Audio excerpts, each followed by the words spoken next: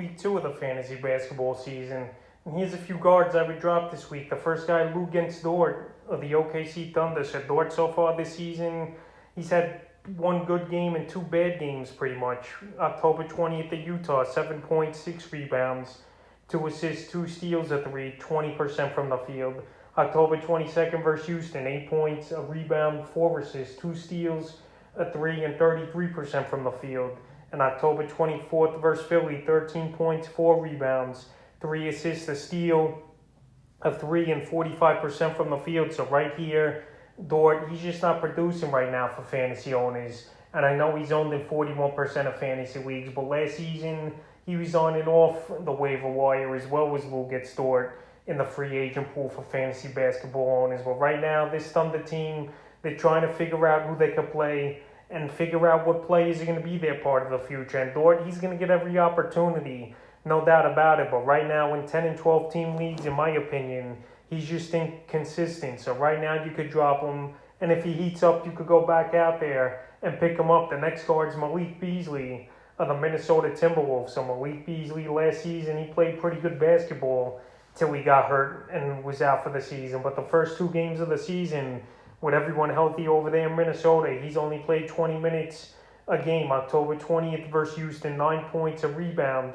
4 assists, 2 steals, 2 blocks, and a 3, 50% from the field. And October 23rd versus the Pelicans, 6 points, 3 rebounds, 2 assists, and 60% from the field. So right now, he's not getting the playing time.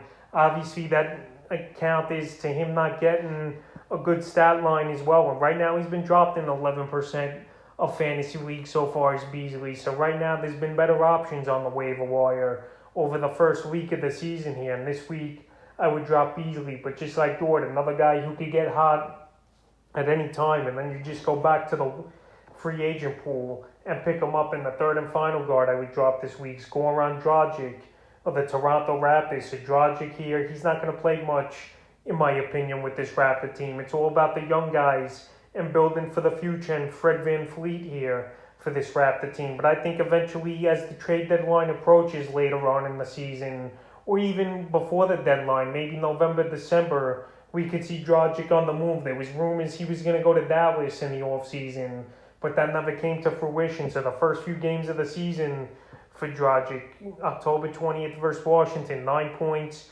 3 rebounds, 4 assists, a 3, and a 42% from the field. October 22nd at Boston, 5 points, a rebound, an assist, a steal, a 3, 33% from the field. And October 23rd versus Dallas, 2 points, 2 rebounds, an assist, a block, and 33% from the field. So right here, he's just not producing his Dragic right now. And he's a player I would drop off my roster. He's only playing anywhere from 15 to 20 minutes a game.